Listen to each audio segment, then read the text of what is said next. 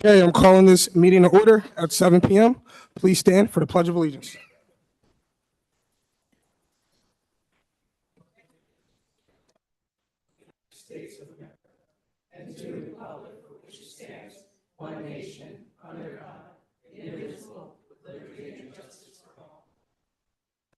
Can we please have a moment of silence for those that are missing in action and prisoners of war?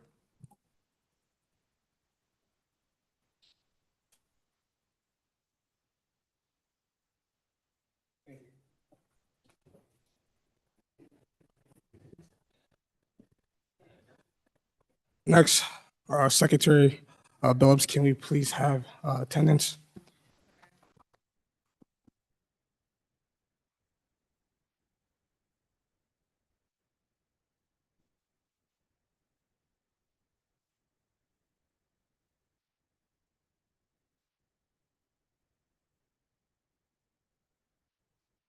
Vice President Heyman. Here. Secretary Billups is here. Counselor Minnick. Here. Counselor Wagner. Here. President Tunis. Here. Counselor Banto. Yep. Counselor Brandis. Here. Counselor Andrusco is excused. Counselor Wentz. Here. Counselor Silva. Here. Counselor Blackwell. I am present. Thank you. And of course, we have our Honorable Mayor Ed Brown. We have CAO Crandall Jones. We have Solicitor Kilkenny, Gallagher, and Bryant. We have our Chief Municipal Clerk, Kate Doggett. We have Sergeant Garay. We have Officers Colella and Bateman. And is Radar back there? And hi, Radar.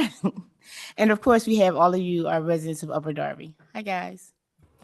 Thank you, Secretary Billups. Before moving on to the next agenda item, I just want to give the floor to Vice President Heyman to mention something I was supposed to mention in the opening of the meeting.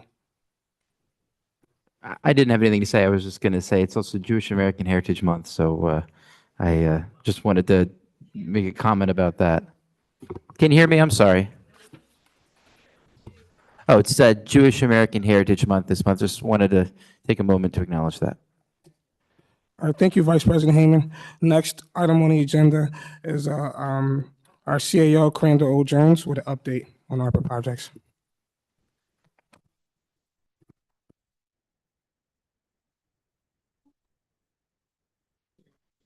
Yeah, he's on ARPA. He's going to take a minute. It's going to take 10. Thank you, Mr. President. Good afternoon, council, residents. What I have before you is another update, as the judge ordered, regarding where we are with ARPA funding. And I wanted to give you a status report, if you would. First slide, please. So what we're going to talk about tonight, again, is just an overall status of the funding, where we are. We're going to talk about the status of the remaining funds, how much funds we're going to project to be remaining. And then also talk a little bit about funding that we're going to be proposing for restricted capital reserve, as well as the methodology of expending those restricted capital reserve funds. So I'll start by status because I spoke specifically about police, fire, and the Watkins Center. I wanted to keep that on the agenda to share where we are. Essentially, there's still movement going on. I've gotten confirmation that every department has now, they're fine with the MOUs that they're having. So the fire chief is expecting that the MOUs will be in his hands by this Friday. Once those MOUs are in hand, everybody who has gotten their final estimates, the Garrett for Drexel Hill Station is ready to go. Once we get the MOUs in their hand, they've gotten their final estimates. Their project estimate is going to be somewhere between $90,000 and $100,000, and we'll keep track of that. They can get started since they're pulling a contractor off of the COSAR's list, and so we'll be working with those, and the rest are still in various stages of getting getting their estimates finalized. Once we have those MOUs and they're finalized, we'll be good to go. Next slide. So Watkins Center, yeah, as you know, $250,000 was awarded. When I last talked about this a couple of weeks ago, I believe, there was really not a project identified, and I told you we're going to have to kind of re-engineer a project behind it. So we started those discussions. What's happening is the target is do some renovation and repair to the gym and basketball court, upgrade the security doors, upgrade the bleachers, and there's some other amenities that need to be taken care of in there with that $250,000. So we're in the point now where we're discussing it with the engineers in terms of design issues that need to be happening, and we'll move forward. That'll be tracked and added to the list as spending stands.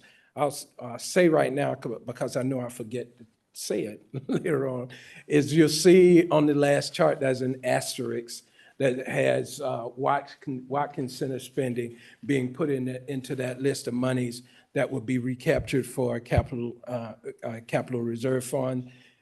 That was before we knew we were going to have the progress we're having. And so when we go through this again, I fully expect that the update will be that $250,000 will be moved over to the category of funds we expect to be expended by the end of 2024. Next slide, please. So by summary, as you know, again, we got $41.7 million from ARPA. We spent $16.7 million, or 40% of that, prior to 2024.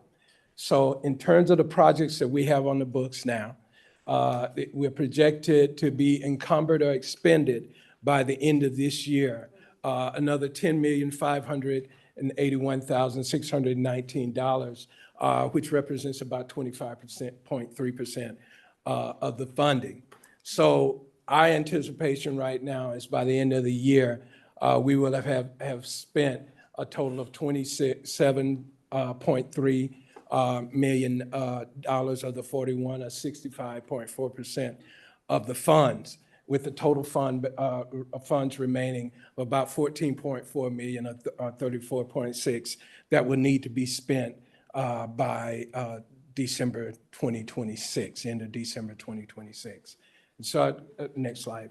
I'll share with you in terms of, based on this, there certainly is a need that we have to protect that $14.4 million from being reclaimed by the feds. And the way to do that, of course, is, well, there's another way, but it's much more difficult, much more sketchy, and that would be to request an extension by the federal government to go longer than it is. The other is to move it over to revenue recovery and restrict it. And so what we're going to come back, and it's going to start next month. We're going to come back to you with a series of ordinances to repeal the ordinances that cover those remaining funds. And what we're going to ask you to do is also consider new ordinances that will place these funds in a capital reserve. As a part of that capital reserve process, what we also are asking is that these are restricted funds. So no money is going to be spent unless the council says that money is going to be spent. We're going to have to bring legislation before you to get your approval on projects that the money will be spent on. I had copies of what that $14.4 million totaled, all of those things that are projected to be brought over into that. Again, I did put the Watkins on there, and it'll show up in the future. It's coming off. Now, some of the things we're starting to look at already, and I'm hoping to have as a separate resolution, set of resolutions, once we come back to you next month, is we know that I know that the mayor is interested in having a police and public safety initiative. So he's been talking about the 5 officers, 5 new officers. So we're going to bring that along with some other kind of things to enhance the whole issue of public safety as well, because we are, we look at it as a holistic issue. So we're going to look at public safety and maybe some enhancements, because in some of that money that's been taken back, some of it was from police initiatives that came in underfunded, or that the police department said we're not able to accomplish that. So we'll make some other public service uses of that. Another thing, and I think it's a great ideas in terms of directing money to the business districts. And I think that's excellent. Again, the problem, I'm sorry, CEO, can we just please keep it down in the audience? It's hard for people to hear. directing money to the business districts. I think that's, again, great, but what's the strategy for doing that? So one of the things we're doing right now is putting together an RFP for, I don't know if any of you folks have dealt with like the Enterprise Center in Philadelphia. I've dealt with them before in some other areas, but there are other groups that actually can help with how to service small businesses, because obviously we don't have the capacity inside the organization that we have like a small business service center. But one of the things that the mayor and I have talked about is establishing a small business assistance center right here in City Hall, and using a group like the Enterprise Center, whoever will give the best response to that RFP, to be that entity that works with us to target services, whether it's technical assistance, loans, grants, whatever it is that we're going to be doing with small businesses, and have that function operate in some of the unused space in City Hall. So that's one of the things on the table that we're looking at in doing it. So we will be bringing, starting next month, on the, I think it's the first meeting of next month, we'll be bringing those resolutions and the resolution, and the ordinance to reappropriate it to restricted funds so that we can save the money and go forward with the projects. I don't have any doubt that as we start wrapping up this thing, we'll be fine in terms of protecting the money toward and spending the money by the 2026 deadline. I think that might be my last slide. Thank you. So that's where we are. On the 25th of this month, we will be putting up the updated expenditure Excel sheet that we have on the website. So we'll update that every 25th of the month to let you know how spending is going. Thank you very much. Thank you, CAO Jones. Oh, the next question.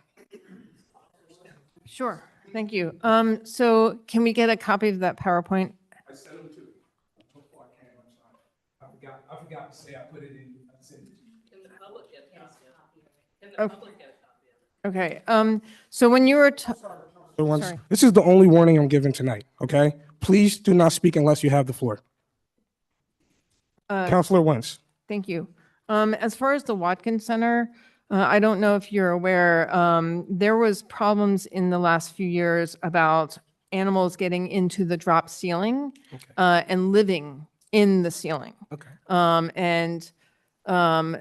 I know that they did some repairs of just replacing the ceiling tiles, but I don't know if they went in and did a full-blown cleaning of the ceiling itself. This is above where the seniors are, where the offices are in the back. A former employee who unfortunately has passed away had a situation of urine dripping down on her desk. And you could see spots where obviously there's been problems. So I just want to make sure that when you're looking at the renovations, that you look into the ceiling of the offices, of everything in the senior center side, because if they didn't do a deep cleaning of that, there's going to be a lot of funk up above the ceiling tiles. I appreciate that. I didn't know that, so I'll add it to the list. Yeah, and then I guess my concern is that we did pass ordinances that use 13+ million. And some of them you kind of have listed, but you're talking about being worried about having the funds allocated and encumbered. But if the ordinances that we had passed last year actually had been implemented, then you wouldn't be in that situation. I'm also, I was also curious about the $3 million that we had allocated for the community center that has not and does not, from my understanding, appear to be moving anytime soon. And do those $3 million have to be reallocated to another purpose if the community center is not going to be built? I also know that at least the plans for the community center made it look like the property was really huge and it could do a whole lot, but when they did the drawings, they obviously didn't do it to scale. And then they discovered they couldn't do everything. But I believe when the bids went out, not all the funds were in escrow at the time, which is part of the problem. But we also got we got a grant for $2 million, I believe, and I don't know, what's going on with that grant. So, there's $3 million there that may also need to be reallocated if the community center is not going to happen in the timely fashion. So just want to put that out there. I also appreciate that. Thank you. Thank you very much. I can say this, I know in terms of maybe there's a RACP grant related to that. We've done the necessary work to make sure we get the extension on that grant, and it's a pretty routine thing with RACP, so you can get extensions every 6 months related to it. And so they're the state's up to date in terms of where we are with that.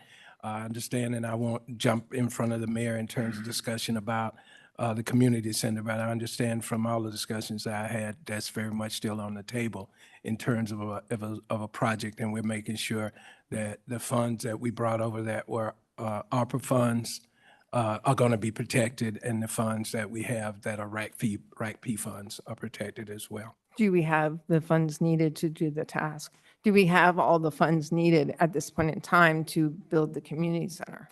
I think with what you have in terms of the specs, if you will, for the center, I can't say that.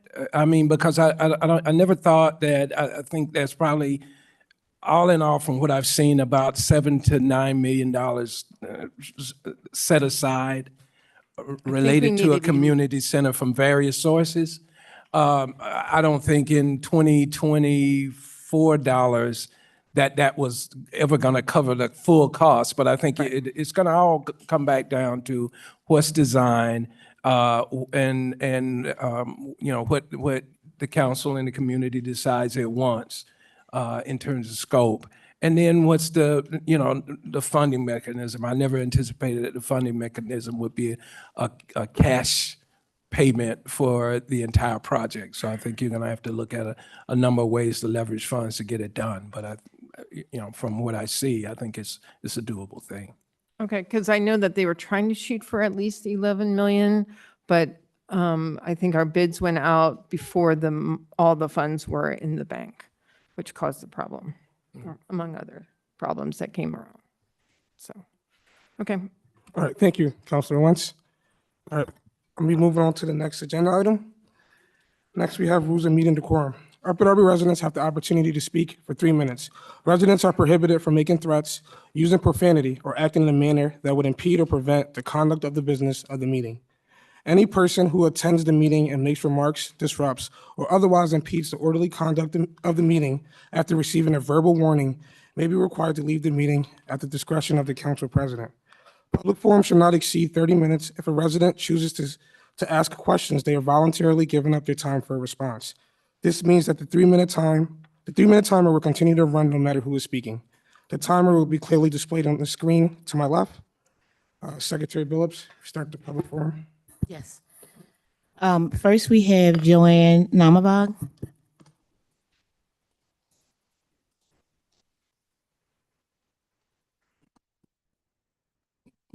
Hi, Joanne Namavong.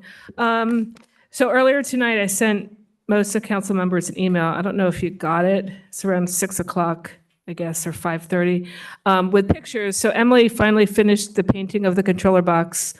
Did you see it? You saw the email? Okay.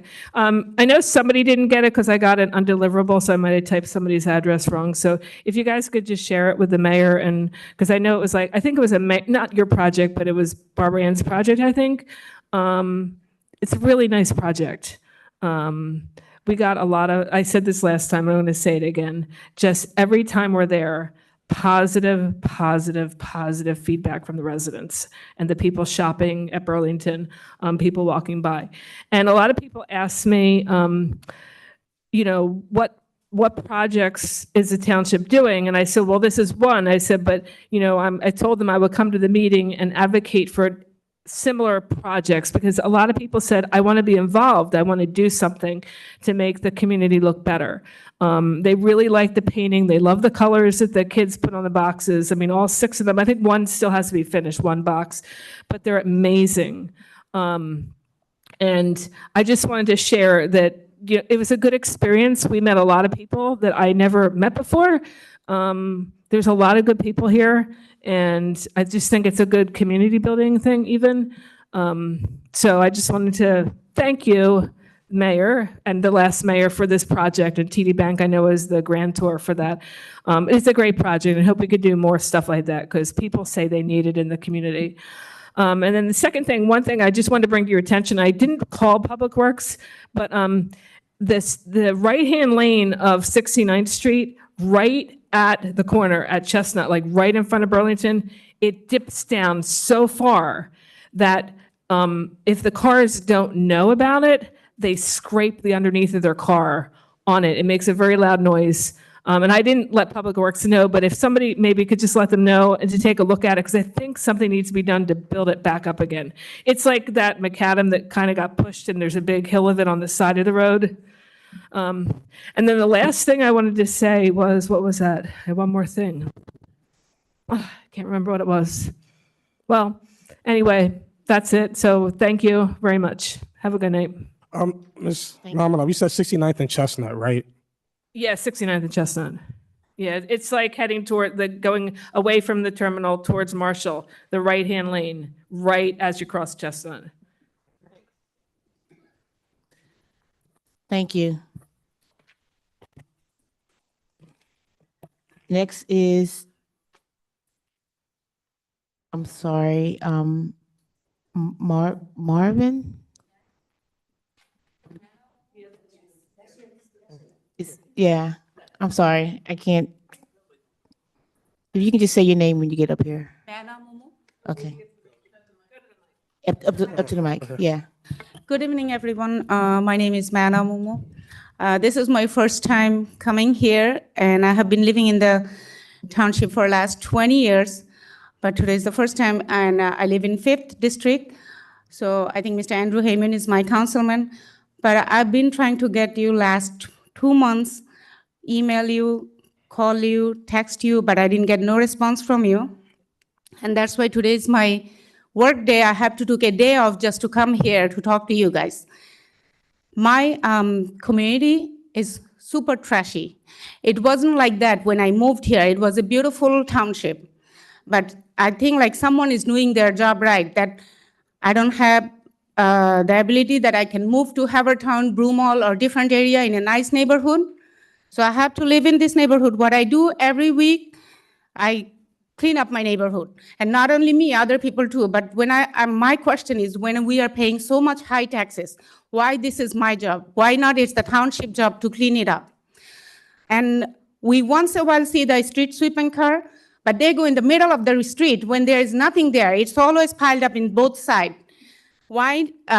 This is a new people live in this township, so maybe 20 years ago it wasn't necessary, but now the township has to come up with some better plan. Like, okay, 1 week, this side of the street, whole car can be moved for 1 hour, and then other week on the other side. So at least we can live in a better neighborhood, in a clean neighborhood, because it's not like that. And when I moved to United States, my first city was New York, and I saw it. It was in New York, it was like that. When I moved in Upper Derby, I was glad. I said, okay, I don't have to move the car. But now I'm not so glad about that. I want it to happen so I can live in a better and clean neighborhood. And another thing, I go to Garrett Road all the time because that's next to me. This is a picture, I just took it today next to Bayou Trolley Station. There was 3 third can sitting over there over months. So obviously this is not my job to remove that third can. Someone is not doing their job right. So because this is not on the other side of the trolley that it is SEPTA, this is on this side, on the Garrett Road. So I think like, isn't the township tell us like, if we do something wrong, like they should come after us like, okay, clean up, keep your neighborhood clean or something. But it's just like opposite, like now I have to come to township office and then I need to tell them like, someone is not doing their job right. We want to live in a clean township. Thank you. Thank you. Vice President Heyman? Okay, the council members will be in touch with you, your council member and council at large members as well. I wish he does, because if he would, then I don't have to miss a day from the work. I understand. Come here. Your time is up. There's another constituent waiting. But if you can hang around to the end of the meeting, council at large and your council member can meet with you. Okay, hopefully. Thank you. Ms. Taylor? She's there. Yeah, yes. Olivia Taylor. Are we giving into renaming our streets after nationalities? This was suggested at the last meeting, Bangladesh Way. May I remind all of you, there are about maybe 15 other nationalities in the 6th district. So if you open that door for one, you better open the door for all of us, okay? Because I also researched that there is not one street in Upper Darby Township, borough, city, or municipality, a street named after Dr. King. Not one. Or Malcolm X. You know, Mr. Proud Black Man up there, that's what you're running on as far as race. You know, not one. And what is so special about them? Let's see. They dominate our streets on Friday. 69th Street is a nightmare. They flood our streets with smoke shops, target our kids. Not one black child working in these stores, but yet they get an honor like that. These 2 men I just named, Dr. King and Malcolm X, they made a mark on America. If you're gonna honor anybody, those 2 better be honored. Those 2 need to be honored in Upper Darby. I didn't realize that, but you got Garrett Road named after, what's his name, Garrett, but you don't have Dr. King. Even Philly has Dr. King Drive, Martin Luther King Drive. Ain't you trying to emblem Philly? Second thing I want to talk about is these unlicensed vehicles up and down our streets. Some of them may be the electric motorpads, but they are not following the rules.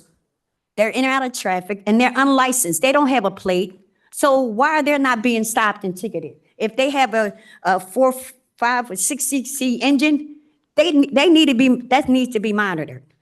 And they should not be on our streets. Bike lane, no, they all over the place, and it's dangerous. We don't know if they're Uber Eats or DoorDash. God only knows what they're serving in there.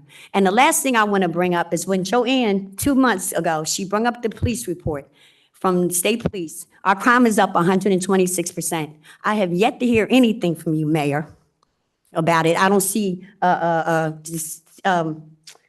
Bernhardt in here giving an update to reassure the residents. 126% crime hike in Upper Darby, and you've yet said one word about it. But you got time to take pictures out of yourself. I'm done. Thank you. Oh, lastly, I just wanted to mention that, Tunis, I notified PETA, okay, the cruelty to animals. And what I'm doing now is giving them updates periodically of what's happening in Upper Darby Township. Thank you. Thank you. Next is Becky Duggan.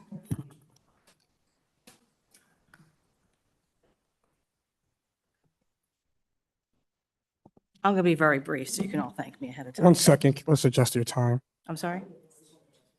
Okay, Becky Duggan.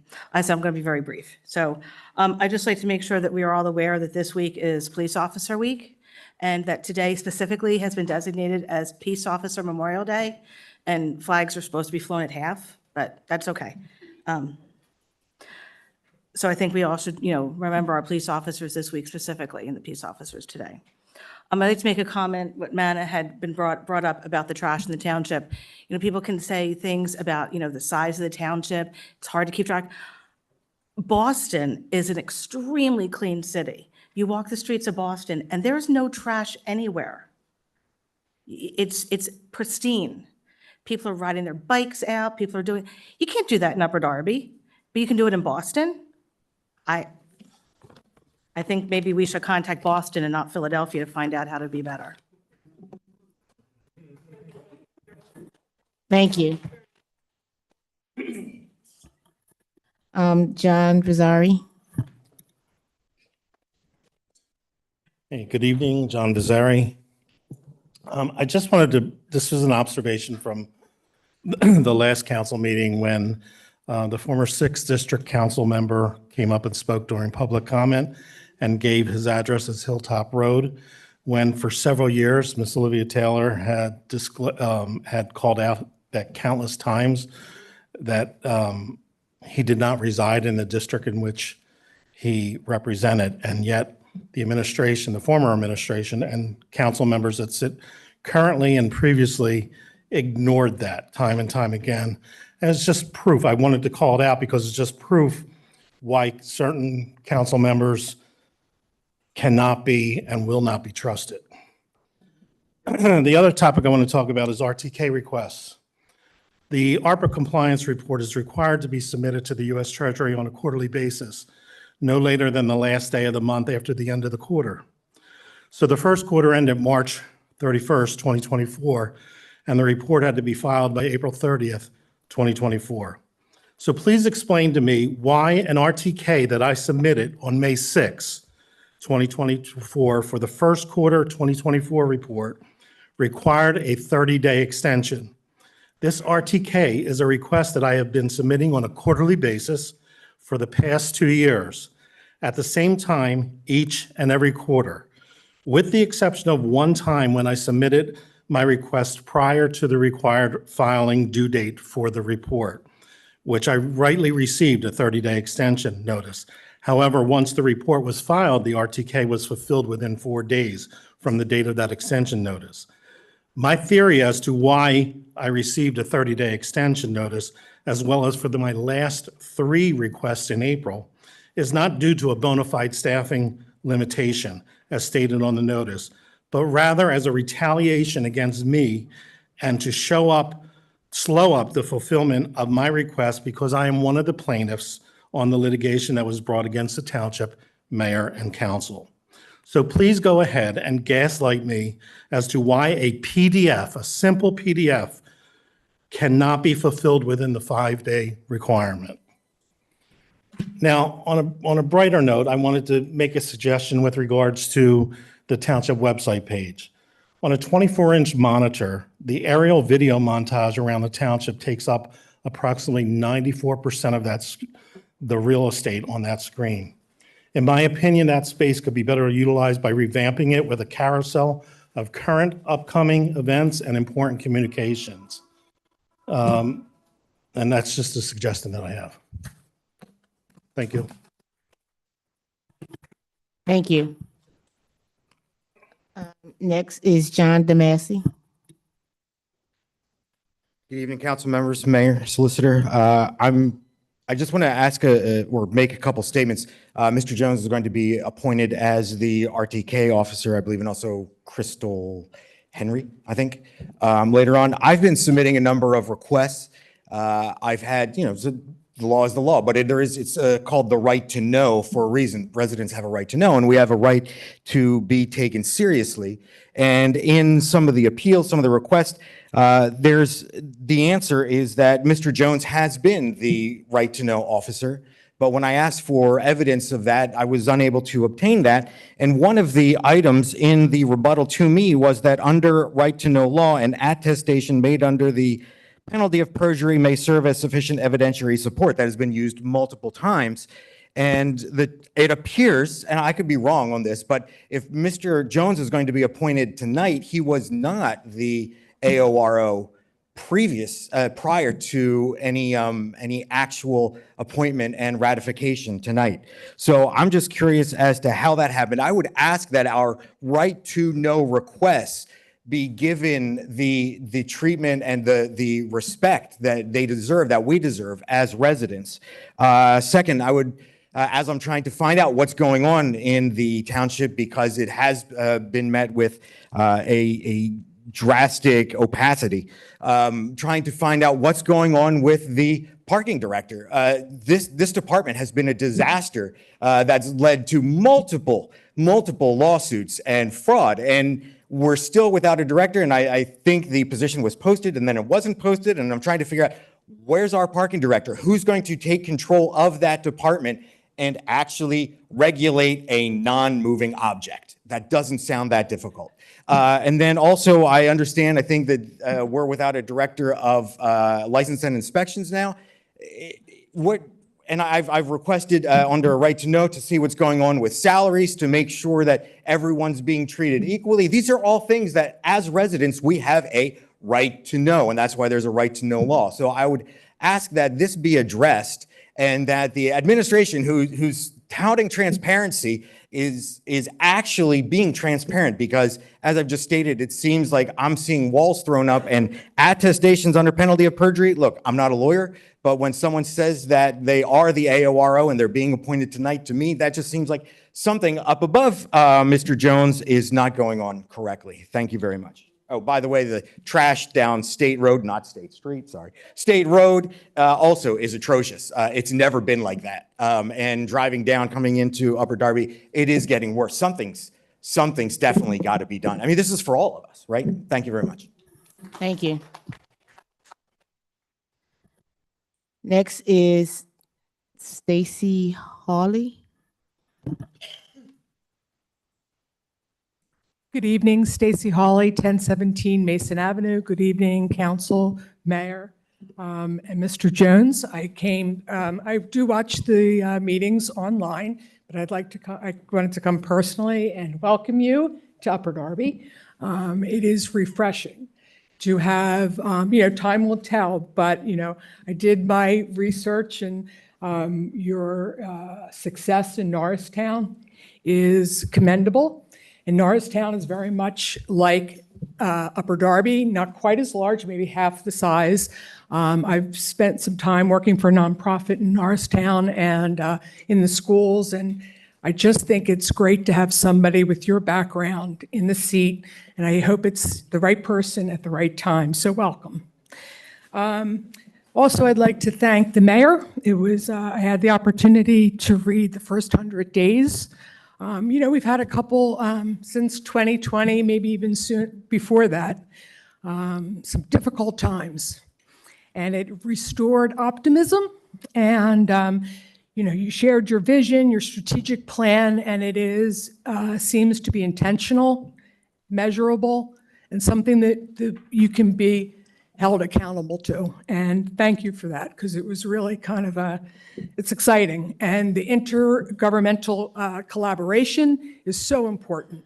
And your time as school board director and president, that experience that you bring to the table, and just, other facets of your experience will help right the ship, I believe. But that really, I saw the picture of you and the Honorable Sherelle Parker. And one of my concerns is, and this is not to be, I hope this isn't taken the wrong way, but they're trying, her mission is to clean up Kensington. And everyone knows, we've got the L, and we just have to be diligent, because we don't want Philadelphia's problem to come to Upper Darby. Not that I'm not sympathetic to addiction, but it's just too easy. So I hope that is on the radar when you talk about public safety, that is being considered. The other things that that I'd like to share with you as a resident that concern me is trash and recycling. That bill is insane. When I moved here 25 years ago, I think it was $325 for both. It is now $575. It's insane. And what's the collection rate? I mean, people, we have our demographic, we have poverty to, people that can afford to pay it. And I just don't know how people that are struggling, even just because of our time, is going to be able to pay it. And we're sorry, ma'am. mandated to do it. And people, can I just finish this one sentence? Is One that, sentence. they can't recycle the stuff. So I don't know how we address it. And the trash, no question. It's deplorable. Thank you. Thank you. Thank you. Next is Watashia McCurdy. Did I say that right? Yes, it's Watasha. Watashia, okay. Sorry about that. Good evening, everyone. Excuse my voice. I'm just here for a couple of concerns. I live in a 100 block of Barrington Road, and the parking is really, really bad. This past Sunday, when I was trying to leave out my driveway, there was a car blocking me for at least 20 minutes, where I had to call the cops to come out, and they was beeping the siren and talking on a loudspeaker. The person never came out. Then eventually they came out. They got into an altercation with the cop, but the cop gave them a ticket and had them to move. I've been around here for 15 years, and I don't know the new people that they put in the apartment. I don't know if you're familiar with Barrington Road, the 100 block. It's twin homes on this side, apartments on this side. It's all new people. They don't have no respect for the homeowners. Our driveways, our trash. They come and put trash in our can. They double park all night. I go to bed as late as 12, get up as early as 5. I have a daycare in my home. And they're double parked in front of my driveway, where my parents cannot come in the driveway to drop their kids off. So I just wanted to bring that to the panel's attention, as well as to ask. I did speak to someone in the District 6, I think is my district, and to ask, am I able to get poles put in front of my house? Because they're double parking all night on our pavements. I have 3 big flower pots there, which I have 2 now. Somebody ran into one.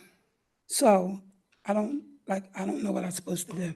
So, thank you for that. I'm sorry you're dealing with this. I'm going to put you in touch with Counselor Bantel. Okay. If you can hang around at the end of the meeting, he'll be available. He lives in your district, and he's your council person. I And he think I can. spoke to him on District 6. He sent me an email. Okay. Yeah, so I provided my email address and. Right. And I'm supposed to send you pictures? Yes. Along with, okay. So I'm still. All right. Yeah. So he's the guy. He's going to get on it for you. Okay. All right. Thank you Thank so you. much. Thank you. Thank you.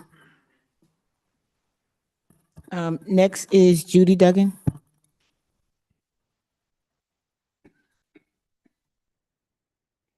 Good evening, everyone. Michelle and Danielle, I want to thank you for the lovely mental health fair on Saturday. It was very fun. I know everybody went, learned something, and had a good time. So thank you for that.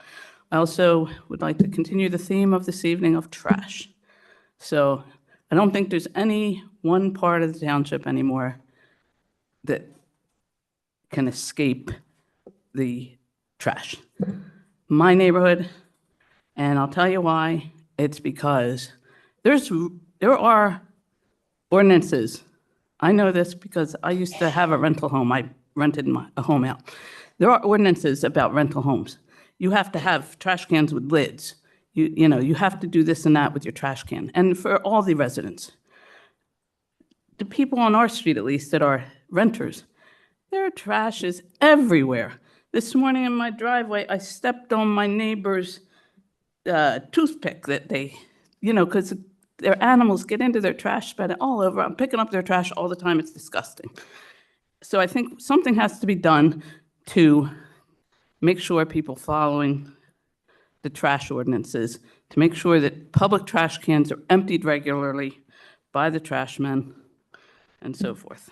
And then, as Joanne mentioned, there's a lot of people in the township, a lot of residents who would be interested in working on beautification of the township. If they were given, a little direction, little projects to do, people would be doing. Then my last thing is, Mr. Jones, can the residents have a copy of last meeting's and this meeting's PowerPoint?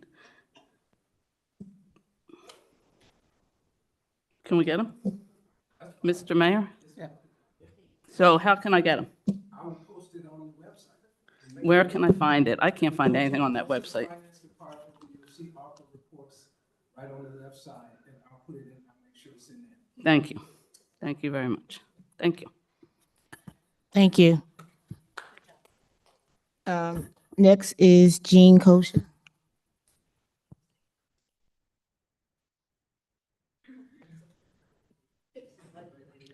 Good evening, everyone. My name is Jean Kosha, and I'd like to, as many of you know, I work at the library, and I'm speaking as a resident, not for the library. First of all, we're encouraging teens to volunteer at the library this summer. A lot of them have already started signing up, but if you have any connections to teens, we would ask that you send them our way, both to Sellers Library and to Municipal Library.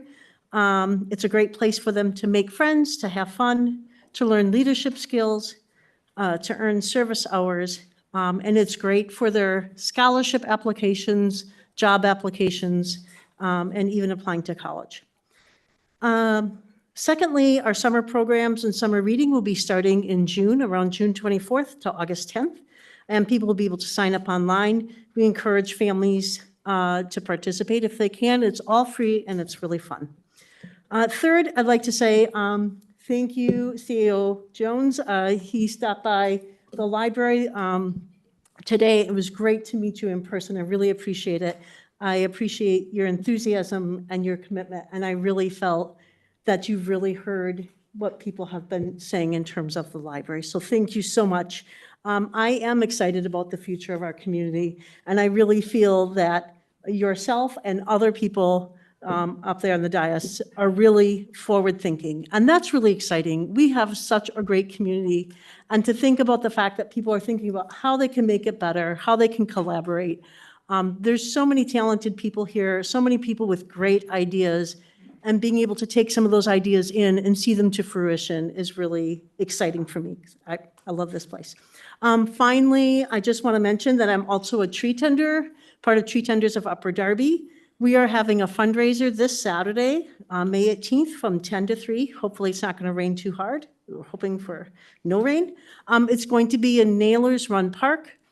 Shiburi is doing tie-dye with indigo dye. It's a lot of fun. It's a way for us to raise money to purchase more trees for community members. So we strongly encourage you to attend if you can, or to just help us get the word out there. We would appreciate that.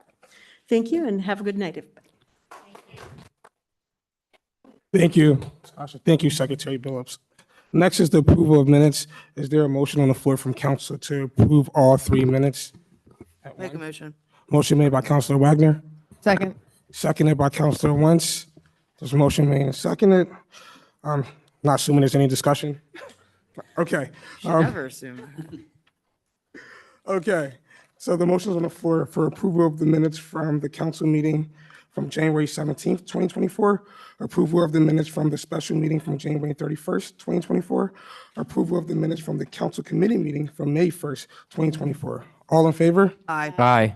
Any opposed? All right, passes unanimously. The next item on the agenda is our Honorable Mayor Edward Brown. Thank you. Good evening, President Tunis, Vice President Heyman, Council, Administration, and the public. Thank you to everyone who is here tonight attending the meeting or watching remotely at home. We appreciate community members and stakeholders who want to stay informed about all things Upper Darby. This is an important time for the administration, and we are making key decisions to continue to move Upper Darby in the right direction. Crandall continues to improve important internal administrative processes and procedures, make personnel decisions, and evaluate the overall infrastructure of this government. Earlier this evening, you received a second briefing on ARPA-related matters. Since our last meeting, I have met with multiple nonprofit organizations, union leaders, municipal and government advisors to learn more about the many organizations either doing great work in Upper Darby or offering their services as a potential partner to help Upper Darby move forward. It is refreshing to see entities enthusiastic about working with Upper Darby. I also attended some very exciting events, starting with the graduation of Cadet Randy Showmaker, who is now a proud Upper Darby firefighter. Chief Boyce, CAO Jones, and I were all on hand to witness Randy take the oath and join the ranks of Upper Darby's finest. It was nice to see that Randy is following in his father's footsteps, since he also served as a firefighter. Later that same night, I attended the Drexel Hill Little League's A League of Their Own and had the honor of meeting and escorting Jean Menina, who was 88 years young, who was a legend that played for the Rockford Peach in the All-American Girls Baseball League. This charming lady is an inspiration to all and capped off another wonderful event by the Drexel Hill Little League organization. Last week, Crandall represented this administration and met with Delaware County Community College President Dr. Marta Yera Cronin and discussed the upcoming beautiful campus that is being built in Upper Darby. We look forward to working with Dr. Cronin in the future and the college having a vital presence in our township. On May 8th, I attended the groundbreaking of the new building in the Drexel Line Town Center that will house the Delaware County Department of Human Services and some administrative offices for Children's Hospital of Philadelphia.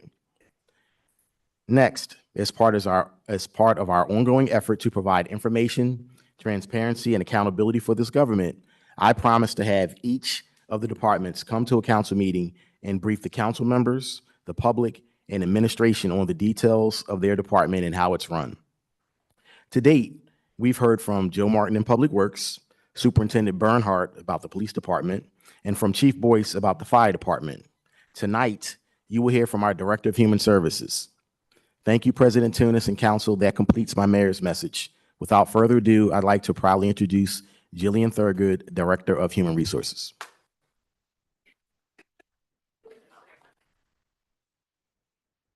Got a little enthusiasm there. HR is a fun topic. Hello, everybody. Thank you for the opportunity to let me speak in front of you today. I started off as a contractor here in Upper Darby in October, and my main focus was to just kind of assess the situation, what's going on, what needs to be done, what can we work on.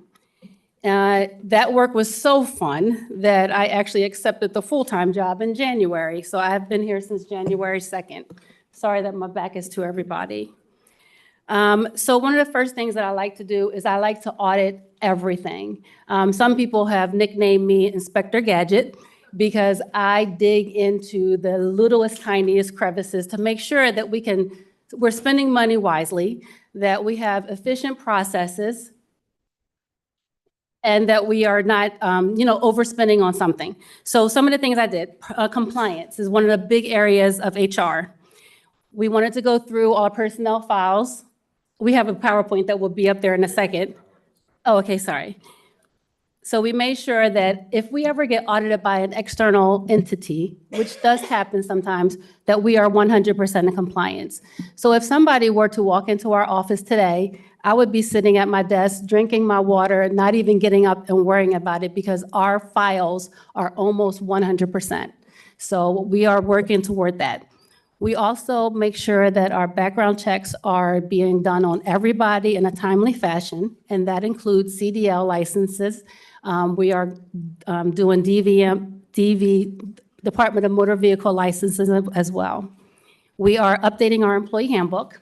So we have a draft that is ready to go to a committee that we have. And so if anybody on council wants to be a part of that committee, I am definitely open to it. So you just have to let me know. We are creating departmental SOPs, and we're actually trying to get other departments to have SOPs because we never know when somebody else has to step in and do something, but we also want to make sure we're doing things right and consistently. One of the things that people talked about here was accountability. We are updating all of our job descriptions. So as every job is getting posted, we are making sure that we have a job description so when that person starts, they're signing their job description. They know what we expect and vice versa. We also did some benefits management I'm responsible for. We reconciled every bill, whether it's medical, dental, vision, whatever it was. We actually found $110,000 in waste. And so it's now rectified. But every single month, I never sign anything until I know that everybody is supposed to be on that bill. We also have now, we're trying to do more automation. So we have Employee Navigator. So all of our benefits are housed now through Employee Navigator. That makes things just so much more efficient. Onboarding, we just implemented an ATS. So I know that made the employment website a little bit rocky at first, but we had to take one down to put one up. So when I say that I was here probably 18 hours a day, we had to get this done because it's important. Who wants paper applications? You have to have electronic applications. That way you can call people sooner. That way you have all the information you need. And we've also implemented where we now can send paperwork, new hire paperwork, electronically. So we're getting back solid paperwork, and we know we have everything. We also are working on an orientation, but that's something that's a wish list, and it's something that's a little bit down the road, but we want everybody who's hired to be able to sit for 3 hours, 4 hours together, going through different trainings and meeting the important people. So when we have those orientation days set up, you guys will know about it, and hopefully you may come in there just to introduce yourself if you're able to. And we want to try to make it a Friday so that the mayor can also be present. Compensation. We are looking in compensation. We have created a compensation analysis and a comp sheet that has everything in it that we need. Unfortunately, everything is manual. So we had to do it manually, and it took a little bit of time, but we have it. So now we're going to set bands, and we're going to make sure that people are paid appropriately. And people are paid good. We are responsible for risk management, and that's a lot of things. That's the auto accidents, any liabilities that happen here, any investigations. We make sure that everything is done timely and processed. We also do employee relations. So if there is something that we need to sit in and try to help managers do better with their employees, if they don't know how to talk to their employees and the performance management, we walk them through that. Like I said, we did a lot of self-audits. We used to have something here that I used to joke and call a FMLA vacation. Not sure if you know what that is, but people just seem to use it as a vacation. So we made sure that people understood what it is. So we're doing that. We're also looking at unemployment because, we have to make sure that we address things as they come in so that they don't cost us more later. Because the more people that go on unemployment, the higher our experience rate goes, and then it's going to cost us more money. So we've got that completely under control. And the last thing I want to mention is our training and development. Crandall is, one of the things that he said when he first started is that he's 100% invested in everybody getting a training that they need. So we have this biz library that's going to be rolling out. We're going to be able to do compliance trainings, track trainings, give people extra training on whatever. It's over 10,000 different things that you can take. Excel, maybe if somebody's not formulating things right, we can make sure that we send that out to them as well. So some of the challenges are that staffing, lack of automation. So we need some more things that are easy to do. We need an HRIS system. That's on my wish list. Maybe one day, maybe next year, I would be happy to have that on my side. And one of the things I'd really like to do this year, performance management. Everybody in their role needs to be able to do a self-assessment, and the supervisors need to make sure that they're also assessing their employees so that we know when trash is being picked up, because if that's your job and it's not being done, that goes on your performance evaluation and there's some kind of conversation about it. That's it. Thank you. Thank you. Councilor Blackwell? So there is a PowerPoint that went along with that, and we'll make that available. No worries. No worries. We'll make it available on the website, just like we're going to do for the reports that was requested from Crandall. We'll make sure anything that we brief tonight, we want to be able to share that and have that in your hands. So we'll make sure that happens. Thank you. Thank you, Jillian. I was just wondering about the assessments. Will it be a 360-degree assessment, or will it just be employer-based? So I was just wondering about the assessments. Will it be a 360-degree assessment, or will it be just the supervisor and the employee? Like, what type of assessment? You hear her question? She was asking about the type of assessment. You want to come back up if you could answer that? I'm sorry. Maybe you can stay up in case there's other questions. That's okay. So for performance management, one of the first things we want to do is start off with the hopefully when you're first hired, you'll have your 90-day evaluation. Maybe we can do a six-month evaluation, but that's not yet because we're just rolling into it, but we definitely want an annual. We're down the line, I think we can do the 360s, but I don't think that people are really ready for that just yet because we it's all about staffing and just getting it out there. I thank you for all that you're doing. Thank Wonderful you. job. Yeah, about the committee you spoke about in the beginning. What was that again? I'm sorry, I missed part of that. Oh, we have a small handbook committee, and we have a draft that's ready to be shared so that people can weigh in on our thoughts on the different things that we have in there. It's not changing drastically, but we had a really old one that was done in 2013. We want to make sure the wording is right. We want to make sure we're inclusive of everything we should be in. So I have about 5 people that's going to be reviewing it, and then we'll be getting together and going over the changes. Okay. All good. Councilor Banto? Yeah, the staff training and development, so are they online training? Yes, it's going to be online. We would love to have trainings in person, and we will have trainings in person, especially when we ramp up more of our staffing. But for right now, these are trainings that you can do from your phone. You can do from a laptop. I mean, you could do it from anywhere. And we can actually have the council on the Biz Library. So you can actually do trainings as well. I mean, you're here. Do trainings. So then my follow-up question would be, are they training the township portal, or you work with other entity from outside? Yeah, so they used to have something called Fred Prior Learning, but it didn't have exactly what we needed, because we need everybody to be able to take anti-harassment, for example. Right. So we were able to, Biz Library offers a wide variety of compliance things, distracted driving, how to get along with angry people. There's so many different things in there. So if you think that you need training on something, it's just a way of bringing it to everybody. So it's just our investment in people at this point. Okay, I mean, I'm aware of that, so I wait for the county, so we Okay. use CCAP and different kinds, so this is what I'm asking. Yeah. Okay. Thank you, Councilor Banto. No further questions. We're moving on to the next agenda item. Okay. Bye. Does that conclude your report? Yeah.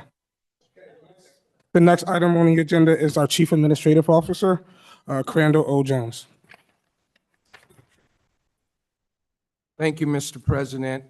Council, the first item before you is Resolution 12-24, is for DVRPC Regional Trails Program Grant. What this is, Council, is actually a resolution for you to ratify an application that was submitted on May 3rd.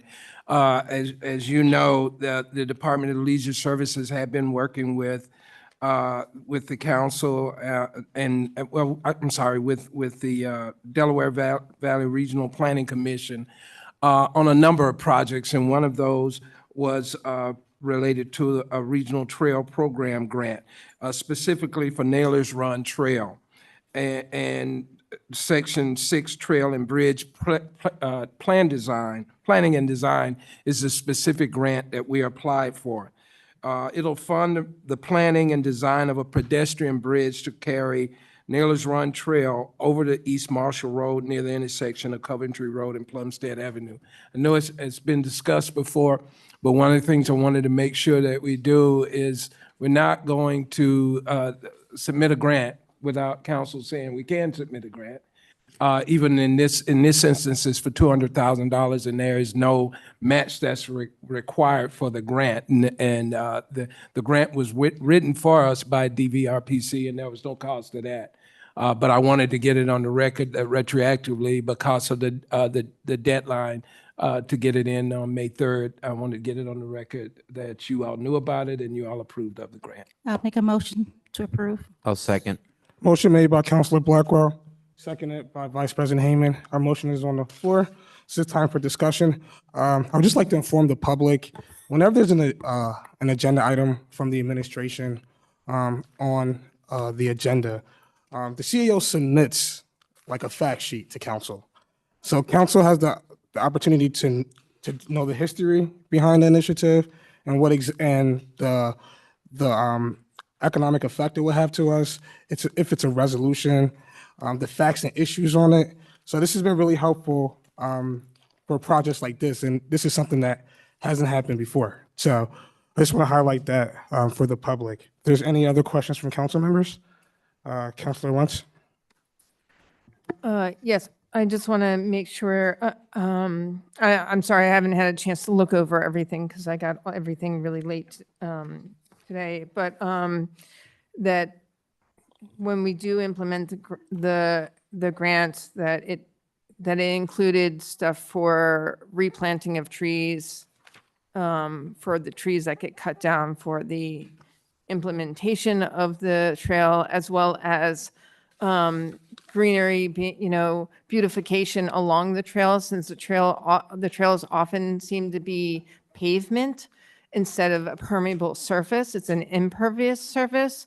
So we need some kind of storm, plants, flowers, something to beautify along the path, because it's basically replacing what, plants and flowers and trees that already existed there. And so if we can make sure that that type of stuff is in all grants that we apply for, it's really gonna make a difference. And I know that there are parts of the trail that's gonna go potentially along Delaware Ave, which is in the 4th District, where residents have already planted gardens there, that their gardens are gonna be destroyed if a, 10-foot wide paved road, quote unquote, trail goes in. Communities have already created gardens there that could potentially be destroyed by that. So we need to be very conscious of that. As if we're, I believe the trails are good, but I don't agree with the paved aspect, because people confuse them as a road and they drive on them, which happens like Gillespie Park all the time. And luckily people haven't been injured, but it's been close calls for some. So I really hope that we make sure that that is included in all the applications for the trails. Thank you. And this, to clarify, this grant is a planning and design one. Okay. So there'll be that opportunity for all kinds of input, certainly from you all at council, but certainly the community as well. But I'll keep that in mind. Thank you. Great, because sometimes that gets missed in the planning side, or where they have to cut down trees and then the replanting doesn't get included, which we have to make sure that gets included. Thank you. Still no further questions from this side. Councilor Silva? Sure. It says, okay, there would be a design for a pedestrian bridge. If this is the trailway I'm thinking of, I believe they're trying to connect like a ribbon between Chapman Park and Naylor's Run. Is that plan for the bridge that would have to be put in over Marshall, or like a bridge over Garrett, or perhaps both? Sorry, I'm telling you, honestly, I can't answer that question for you, but I'll get the answer for you. Okay. I thought it was over the creek. Sorry, Councilor Silva has the floor. You're right. I'm sorry. I was trying to answer the question. You're right. You Councilor don't want to share knowledge. Councilor Silva has the floor. Yes. I'm satisfied that he's going to get me the answer, so. Okay, thank you. Discussion? I'm going to ask for a vote. All in favor? Aye. Aye. Any opposed? All right, passes unanimously. Thank you. You ready? Oh, I'm sorry. Thank you. CAO John. Thank you, Mr. President. Council, Resolution 13-24 is a resolution appointing the CAO as the right-to-know officer and Crystal Henry as deputy right-to-know officer for the city. And council, the reason I've done this, I'm requesting this resolution, an official appointment, right? One, to put it on the record as to who the right-to-know officer is. And two, because I do take the role of right-to-know officer extremely seriously. I think the solicitor can attest to the fact that in most communities, the manager / CAO serves as the right-to-know officer of the municipality. And as I served as right-to-know officer in Norristown for 11 years. And so I do take that role seriously and wanted to move it back officially into the office of the CAO, so that anything that happens regarding the right to know, I can make sure it's done well. My assistant, who is being appointed as a deputy, served as my deputy for 5 years. And she has extensive experience, more training than probably most people in right to know. And one of the things that we're doing, and might be part of the reason why there might be some frustration, and I certainly apologize for that, is because we're actually automating the process too.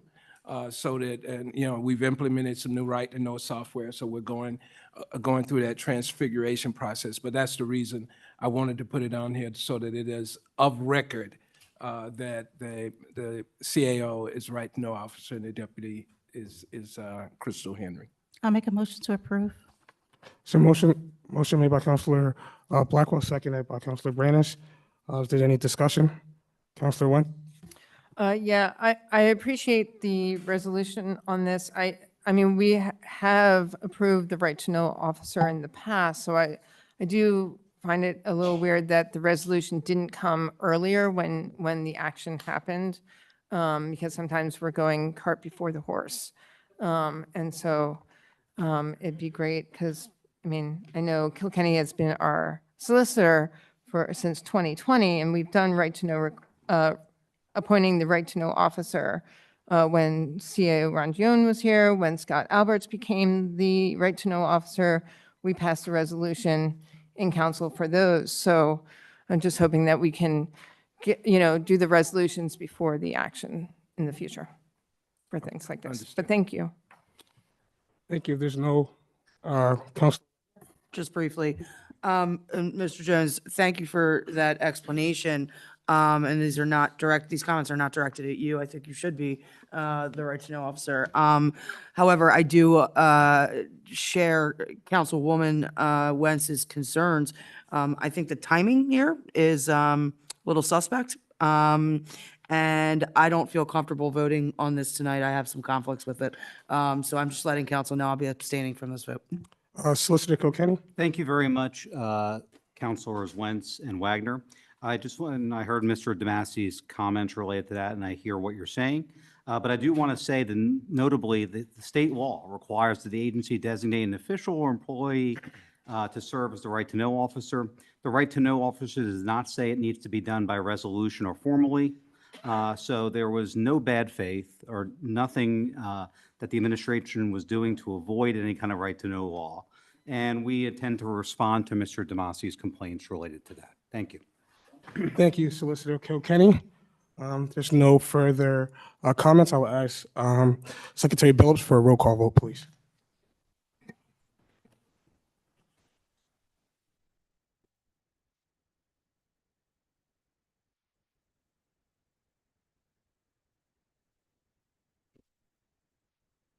So this is a roll call vote on 1324. Vice President Hayman, Yes. Secretary Billups is a yes. Councilor Minnick, Yes. Councilor Wagner. I abstain. Thank you. President Tunis, Yes. Councilor Banto, Yes. Councilor Brannis, Yes. Councilor Andrusco is excused. Councilor Wentz, I believe I will abstain as well. thank you. Councilor Silva, Yes. thank you. Councilor Blackwell, thank Yes. you. 8 yes, 1 excuse, and 2 abstain. Thank you. Thank you, CAO Jones. Does that conclude your report? Thank you. The next item on the agenda is the President of Council. This weekend, I had the pleasure of attending the 3rd annual Upper Darby Township Council Mental Health Fair. The Community Engagement Committee led by Secretary Billups and includes Councilors Banto and Blackwell, worked in collaboration with Mayor Ed Brown's administration to put on a really awesome mental health event. I want to give a special thanks to Councilor Minnick and his family that contributed a lot of their time to volunteer. And I also want to thank Kate, our Chief Municipal Clerk, as well as Eva and Crystal for a lot of behind-the-scenes work for the event. We were able to get everything done smoothly. In my conversations with CAO Jones, we communicate a lot, and I've discovered, and so has he, is a lot of the policies we've been following in a township and a council, some of them are not documented. So as the council president, I want to take the approach to work with the administration to put these things in writing. And I have tasked that to Chairwoman Brandis of the Law and Government Committee.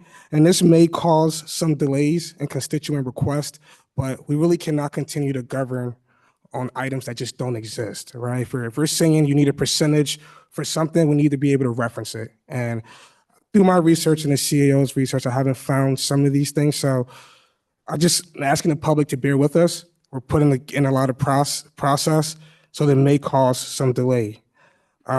This is the best way for us to ensure that we have clear written policies and the best way for us to protect the residents in the township. This concludes my report. The next council meeting is on June 5th here at 7 p.m.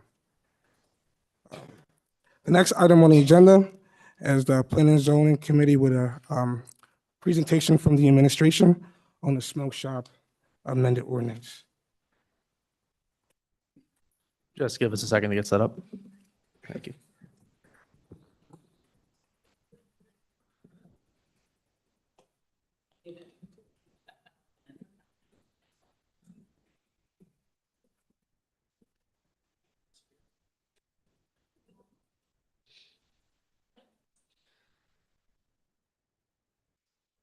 Perfect. All right. Hello, everyone. I just will introduce myself. My name is Joshua Chast. I am the manager of all things planning and zoning here at Upper Darby Township. Thank you so much, council, for having me. Thank you, Mayor. Thank you, CAO. This is not the same presentation that I've given twice now, so no worries. Instead, it's just going to be a very short recap of what we've done so far, a little bit about the survey results, and then timelines moving forward. Next. So just to give us a little bit of background on how we got to this moment, right? In 2023, we were asked by the administration to review Ordinance 3106, and then we completed the draft, our drafted revisions by February 2024. Then we took some time getting input from department heads, from staff, from other members, and was able to finally come and present our draft to the Council Planning and Zoning Committee on March 4th. Right from there, we came to council and had our presentation April 17th, followed by Q&A. The following week, we had our community feedback presentation, and that was followed by an online survey. Following the results of that survey, the new ordinance was drafted by the township solicitors, and here we are tonight presenting the results and then hopefully voting to advertise and file Act 247. So just a very brief summary, and this is it. Some of the things that we're recommending, right, as part of this ordinance, these are just the highlights, right? Improving how a smoke shop is defined and changing the measurement for that determination. We're moving away from that 20% of total merchandise to a retail square footage area, in this case, 15%. We're revising the number of zoning districts that allow smoke shops by special exception. We're going from C1, C2, C3, C4 to just C2 and C4. We're updating those special exception requirements and we're making them stricter as far as noncompliance. We're also updating the area that they have to be away from schools and from other smoke shops to 1,000 feet. We're adding stricter signage requirements, and then we're also asking to amend the 300-foot rule separating barbershops, hair salons, and nail salons. So, as I stated earlier, after our feedback meeting on May 2nd, we put out a survey that went live the next day. We're very happy to say that we had 61 residents participate, and we had it posted on the township website, and then we also sent it out through Facebook, and we sent it to the council members for distribution to your constituents. So we're going to go next slide. We'll go a little bit into some of those survey results. Hopefully you guys also have a copy of this in your packets. But when we just tried to gauge the temperature of how the community felt about this proposed ordinance, we had about 72% say that they strongly agreed or agreed with the proposal. We had 19.67% say that they strongly disagreed or just disagreed, and then 8% were relatively neutral. I will say when you go through and you read some of the comments, some of the strongly disagrees weren't necessarily issues with the ordinance, but the fact that it didn't go necessarily far enough. There's about 5 of those. So we go to the next slide, and this is where we wanted to understand what the priorities were for the residents. And we had 78.69% say impact on children in schools. In this one, we allowed them to pick up to 3. 68.85 said personal and community health, and 65% said safety. And as you can tell from the bar graph, it wasn't a competition. I mean, these are the priorities. And we'll go to the next slide. And then out of this specific ordinance, right out of this colored chart that I keep presenting, what is the most important part of the amendment? And we're at 77% with revising where the smoke shops are located. So again, moving them out of the C1 and C3 and into the C2, C4, and then defining how smoke shops measured, and then also the signage requirements surrounding that. We'll go to the next one. And that's pretty much the results of our survey. And this is just a little bit about where we are going to go next. So tonight, hopefully, we're going to either motion to advertise and file the Act 247, or if there's still more stuff to go through, we'll sit here and we can have a decision to continue discussions and do other revisions and come back to it. If the motion's passed, we'll submit to the Delaware County Planning Department by May 30th. After that, we'll have our Planning Commission review with Upper Darby Township's Planning Commission, then the Delaware County Planning Commission review on the 20th. Then there will be 2 public advertisements per the MPC, and then finally a public hearing and council meeting with hopefully a motion to adopt. So we're getting there, but this is about where we're at in the process. That's all I have presentation-wise. Are there any questions from? Is there a motion on the floor to introduce this ordinance? Motion. Is there a motion on the floor to introduce and advertise? A second. All right, motion made by Secretary Billups, seconded by Councilor Wagner. There's a motion on the floor. Now, is there any discussion? Councilor Blackwell?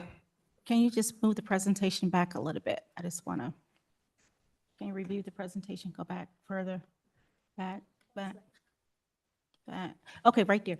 So where it says 61 residents participated in the feedback from the survey, I don't see the information regarding the any business owners. So we didn't have any business owners participate. We gave an option in the survey that would allow the person taking the survey to identify as a resident, as a business owner, as both. And all 61 respondents were residents. We put it out. I have a question. Just for the record. After council, but I have a question. I mean, I'm looking through the paper. Is there an actual ordinance before us?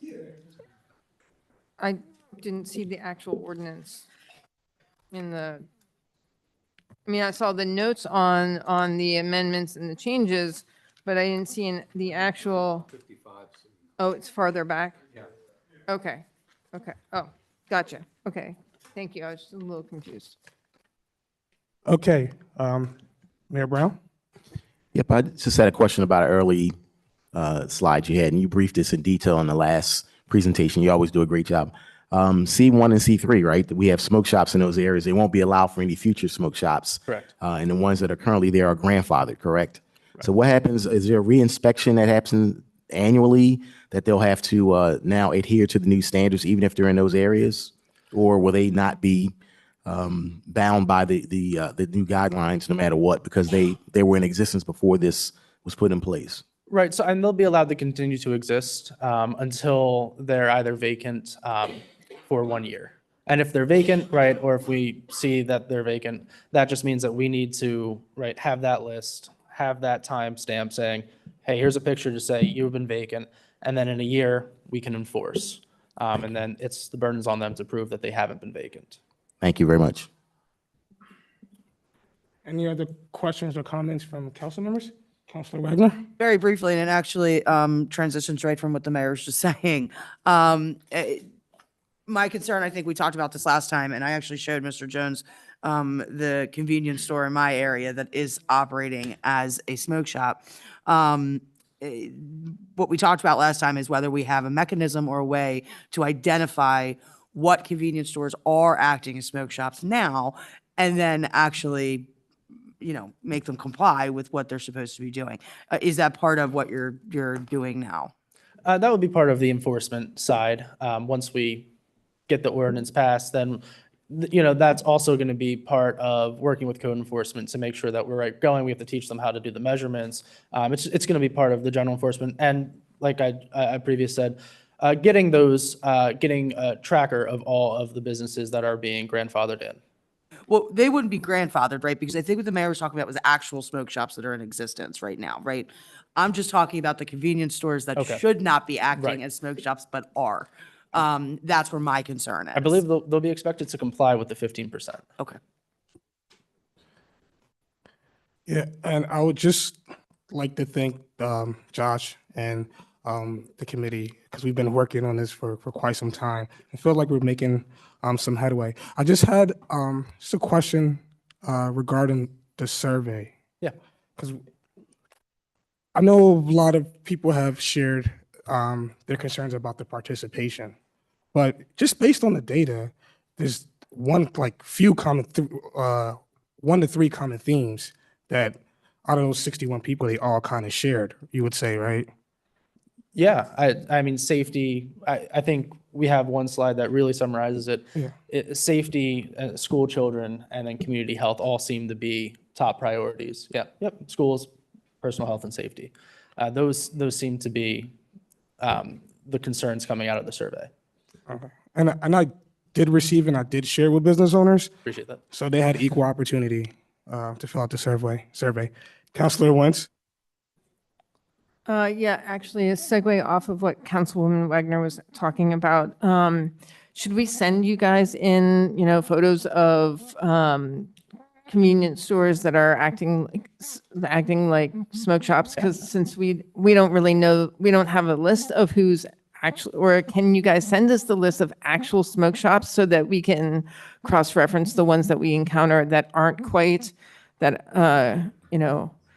because like on Westchester Pike, heading towards Township Line, there's an intersection where McKillicuddy's used to be. There's like 3 smoke shops right there.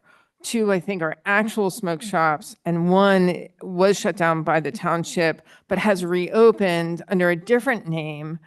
But yet, I haven't had a chance to go inside to see. As a convenience store? Yes, Yeah. but smoke shop too. So, I just want to, if we can get a list of the ones are definitely smoke shops, so that when we run into ones that aren't on the list, we can definitely make sure you guys know about it. That's a great idea. You guys know your districts, right? You live there, you're in them, you're talking to your constituents. Please send it to us and we'll make sure we get that list out to you. Okay. And can you get us the list of the actual ones that have been approved as smoke shops? Yeah, that's the list. Yeah. Awesome. Absolutely. Thank you. Mr. Chas, Councilor Silva? Oh, thank you. Actually, I'm sorry, David. Okay, thank you. So I have a question, I guess. So for a convenience store that is deemed due to like the 15% rule that becomes a smoke shop, like what, if they fail to comply with the smoke shop ordinance, the remainder of the smoke shop ordinance, then I guess they would lose their license or use and occupancy, or what would happen? They could. So it would be kind of a 2-pronged effort. So, right, first and foremost, right, if they are in the C2 or C4, then they would have the opportunity, right, to apply for a special exception to the zoning hearing board.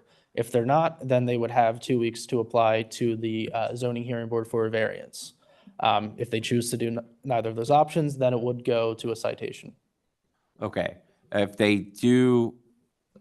they are operating under the confines, I guess, of a smoke shop by the definition, then what would change, I guess, like the difference between a convenience store's operation versus a smoke shop? What is it, like hours of being opened, or? Yep. So if they were approved, right, they would have to get approval from the zoning hearing board first. But if they got approval, right, then there's all those special exception requirements that would kick in.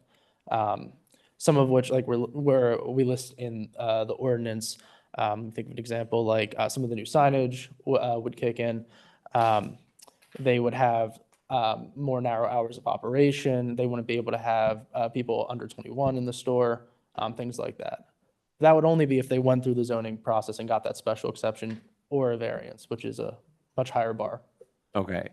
So conceivably, then someone could be operating as like a convenience store and then basically lose their ability to stay in business at all if they fail to. They would have to go under the 15%. They would have to physically show us, right, that they are under that square footage for what their smoke shop items are. And what would the timeline for that be? For them, how long would they have to make those renovations? So that's going to be part of our ongoing work with code enforcement. We would definitely probably give, some 6 months of just getting the messaging out there, getting, our business owners aware. We don't want to all of a sudden, hit them with fines right off the bat or anything like that. But, it would probably be, I'd say 2 to 3 weeks,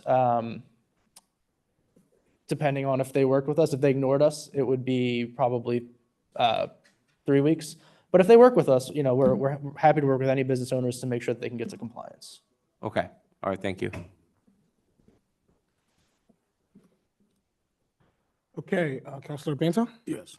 Yeah, Judge, I have 2 questions for you. So, my first question would be, I know by definition, we have a clear-cut definition when it comes to smoke shop and convenience store.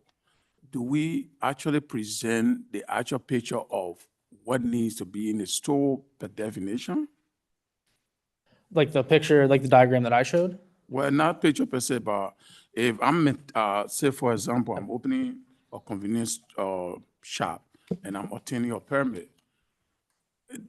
do we give the business owner the option to understand that you have to understand the definition of convenience store, shop and smoke shop? Yeah, definitely. As far as the product is concerned. Yep, and that's just some of the training we'll do with Val and I as we get into this process.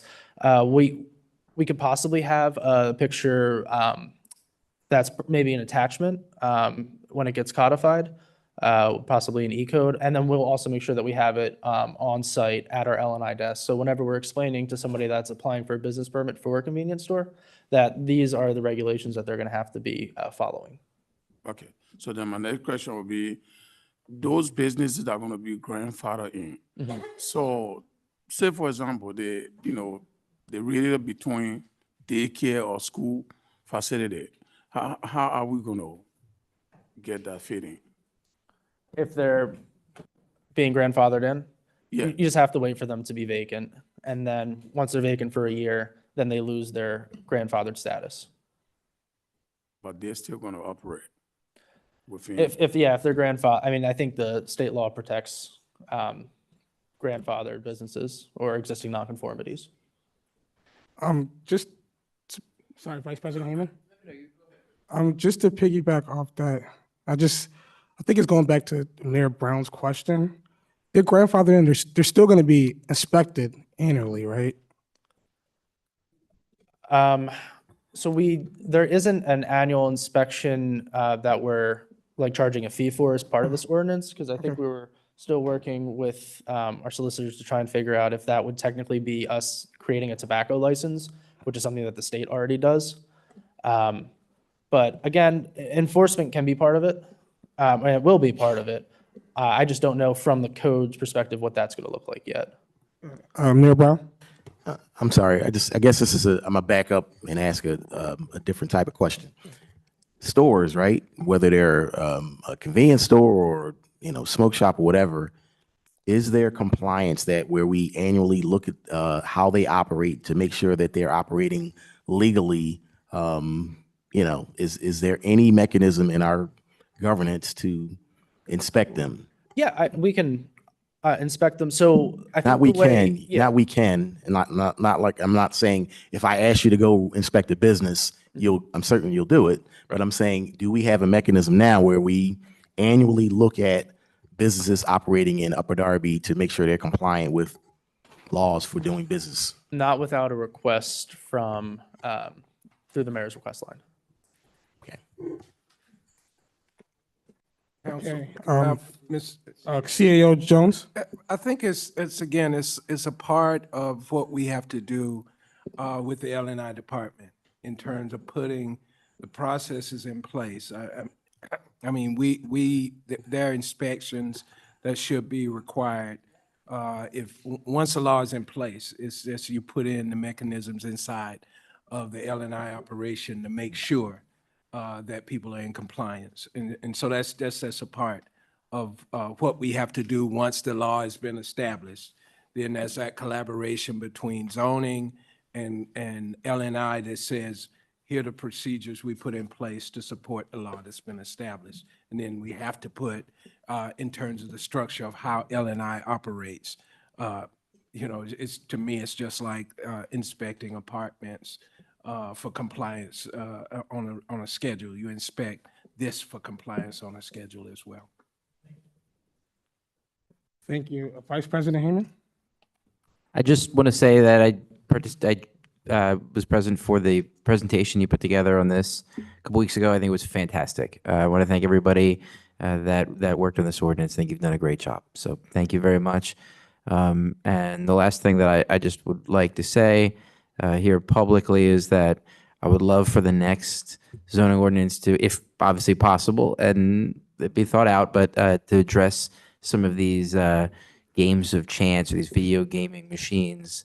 Yeah, I mean, they're out of control. I recognize status preemption on some of this, so it may not be something that we can address right this moment, and I know there's some litigation in other municipalities about it, but we got to crack down on that stuff too. There are all of these, they're everywhere. They're out of control, and I know we've discussed it, but I just wanted that for the record. Yeah. And I really appreciate it. Thank you. Absolutely. Thank you, Vice President Hayman. There's no further discussion. I will ask Secretary Billups for a roll call vote on the Thank you, introduction of Josh. this ordinance.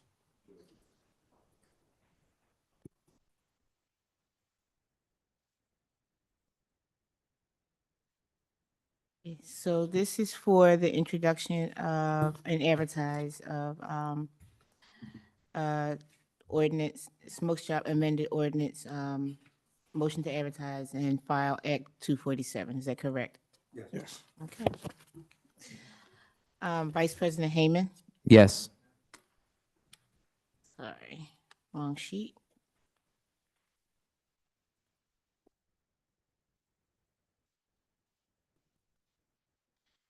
Secretary Billups is a yes. Counselor Minnick? Yes. Counselor Wagner? Yes. President Tunis? Yes. Counselor Banto? Yes. Counselor Brandis? Yes. Counselor Andrewsko is excused. Counselor Wentz? Yes. Counselor Silva?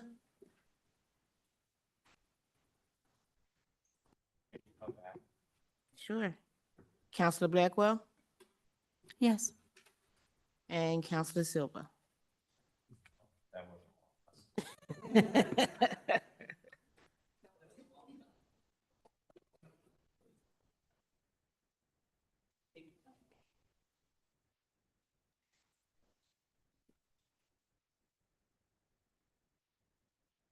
I'm going to go ahead and vote no. Okay. 2, 3, 4, 5, 6, 7, 1 excuse, 8, 9, yes, and 1 excuse and 1 no. Okay. It passes by a majority of 9. 9, 1 excused, and 1 no. Next item on the agenda is our solicitor. Thank you. Thank you very much, President Tunis. I wanted to give council an update. I know in the past, we talked about working with code enforcement in our district courts. The Sears parking garage, I know there's been some, just to be clear, the one located at 150 South 6th Street. Construction on the demolition of the garage will be starting next week. Letters were handed to the 211 residents who will be impacted by the construction. A large sign was also posted on the site. It will start in stages. The road will be closed from 8 a.m. to 4:30 p.m. every day except the weekend when it will be opened. When a demolition advances to Richfield, there may be a police detail to monitor traffic. Just wanted council to be aware out of the court proceedings, this will be moving forward. Also, too, as a reference, Damasi versus the mayor and council, our office filed preliminary objections to their amended complaint. Those will be heard by the judge on July 22nd, 2024. Also, too, our office works on business privilege matters, making sure people are complying with our business privilege tax in the township. Mr. Gallagher works on that litigation frequently. So I know there's been a settlement in the Prospect medical case. If you wanted to talk a little bit about it, Mr. Gallagher. Certainly. So this is a matter that's been going on for several months now. However, we've been back and forth discussing settlement terms with Prospect Medical. At this point, the concern was the time frame for payment. Initially, the offer was for 20 months. We had countered that to 12 months. That was accepted. We were just waiting for execution of the agreement at this time. It's a payment in full, so it's not like we're going to lose any money. It's going to be through a payment plan as opposed to all one lump sum. All right. That concludes the solicitor's report, subject to council's questions. Any questions for the solicitor? Seeing none, the next item on the agenda is old business. Does any council members have old business? Councilor Wentz? Thank you. I have a couple things. As far as the reference to the TD Bank grant that we received, it was actually applied for by the Shade Tree Commission, and it was part of the beautification of 69th Street. So they're supposed to be planting trees this spring. It was supposed to happen last fall, but there were some snags. So I believe the trees were supposed to start being planted sometime this spring, as well as there was talk about park benches going in and bike racks for, to really bring the community back to the business district. So I just wanted to clarify that for you. Question for CAO Crandall. When you were talking about L&I for code enforcement, I know there's a whole list of things you're looking to do to improve L&I. A constant request we get is about the rental units. There are certain streets where the residents reference their landlords as slumlords. And so if we can make sure that the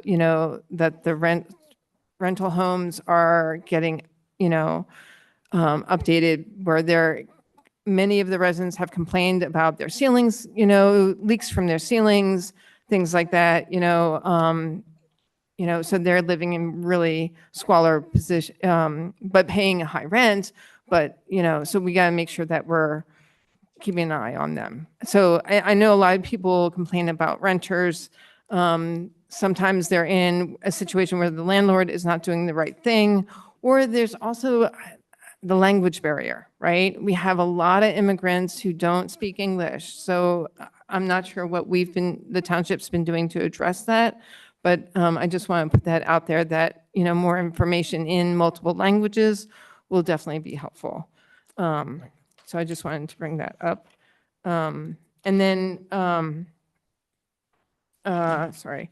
I'm sorry, I do apologize. I was looking at my phone earlier while Josh was speaking. I've been at a convention for the last 3 days, and I heard back from the Marine Corps League and the American Legion Post as far as their events for Memorial Day. So I was taking notes. I was pulling the information from my phone on what their schedule is. So I wanted to report back on that. So the Marine Corps League is, their day starts at 8 a.m. on Memorial Day at Arlington Cemetery at, I believe it's Corporal Mackey's grave. They do a wreath laying ceremony there. I think they do go to a couple other cemeteries for other fallen soldiers, but that's the only one that's in Upper Darby. And then they come back at, it'll be between 11:15 and 11:30. They're going to the Montrose Cemetery with the American Legion Post 214. We'll also be meeting there. They have a ceremony there's a Veterans Memorial there, so all are welcome. It's the cemetery, Montrose/Blair Cemetery off of Westchester Pike between Township Line and State Road, or before Highland Park Elementary School. And there is parking. And then 12 p.m., the Marine Corps League is having a ceremony at their location, which is 1026 Providence Road, Seacane. And then for Upper Darby American Legion Post 214, they are having, and they're at 6914 Chestnut Street. Their doors will open at 10:30 a.m. for coffee and donuts. They're having a flag ceremony at their building, and then meeting with the Marine Corps League at 11:30 or so at the Montrose Cemetery. Archer Epler has a ceremony and lunch starting at 12:30 p.m. They are at 6736 Marshall Road. I did not get confirmation back from the Carditing Firehouse, but it happens somewhere between 11:30, quarter of 12, that they also do a ceremony because the Musketeers from Archer Epler perform at Carditing before they go over to perform at Archer Epler. And they're just a block away from each other. So I'll type this up and get it out to everyone, but I just wanted to share that. And also this Saturday, if anyone who wants to help to put flags out at St. Peter and Paul Cemetery in Springfield, meet us in the parking lot at 10 o'clock for Archer Epler to put flags there. So I think that was all that I had. Thank you. It's all good, Councilor Wentz?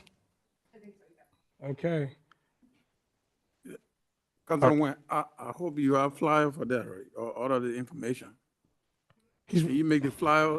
She's gonna get it together. Okay. Okay, thank you. Thank you, councilors. If there's no more old business, old business, Secretary Billups? Yeah, so just want to again thank everyone for showing up at the annual mental health fair, and thanks to the committee, Danielle and Councilor Banto. You guys were fantastic. We had a lot of resources there. The face painting was a big hit. The fire truck was a big hit. And of course, we're going to do it again in the following year. And thanks to Councilor Marion and your wife, Guinevere, and your daughter, your lovely daughter. So thank you for that. And thank you for Kate for being behind the scenes and doing all that. We really appreciate it. So yeah, so thank you for that. We couldn't have done it without you. The food was a big hit. So thank you for that. We appreciate it. So yeah, so just want to thank you guys again. Thank you, Secretary Billups. Councilor Blackwell? I just want to piggyback on what our chair stated. It was a group effort, it was a team effort, and we appreciated everyone that showed up. And those that couldn't show up, come back next year. We're going to be here. We're going to do it again. And for those who stepped up and filled in the gaps, that's what team players do. We all work together to make everything successful. We appreciate you, and thank you. Yes. Thank you. Councilor Wentz? I apologize. I saw another note that I starred. For the resident, Watasha, I'm hoping I'm pronouncing it correctly. When you asked about people parking on your sidewalk, call the police. Absolutely. It's illegal to park on the sidewalk. So just, don't hesitate to call. Okay, thank you. Okay, if there are no further old business, we're moving on to new business. Councilor Brannis? Just real quickly, I don't know if any of you are aware, I know that I sent the message out to you guys, and we really do want to get the community involved. Tomorrow in this building, there is going to be a state budget meeting. The majority chair of the House Appropriations Committee, Representative Harris, will be here. Speaker McClinton will be here, Representative Boyd, Representative Curry, Representative O'Mara. They just want to update you on the upcoming 24-25 state budget. So if you guys have any questions or want to join in the conversation, that is tomorrow night at, it runs from 6 to 7:30. Counselor, would that be posted live? No, it's in person only. Yeah, and if I remember correctly, Councilor Brannis, it's a tour that the Appropriations Chair is doing across the Commonwealth. And it's our turn. So if there are no further new business comments, I will be One more new business. I just want to say that there's going to be a virtual screening, a virtual screening of the movie Trigger on June 4th, 2024. It's either going to be at 5 or 6 o'clock, and I'll give more information regarding that. But that is a virtual screening of the movie Trigger. Thank you. Okay, moving forward, council members, if you can, make sure you send all that information to Kate so that she can get it to council. Is there a motion on the floor to adjourn? Motion made by Secretary Billups, seconded by Councilor Wentz. All in favor?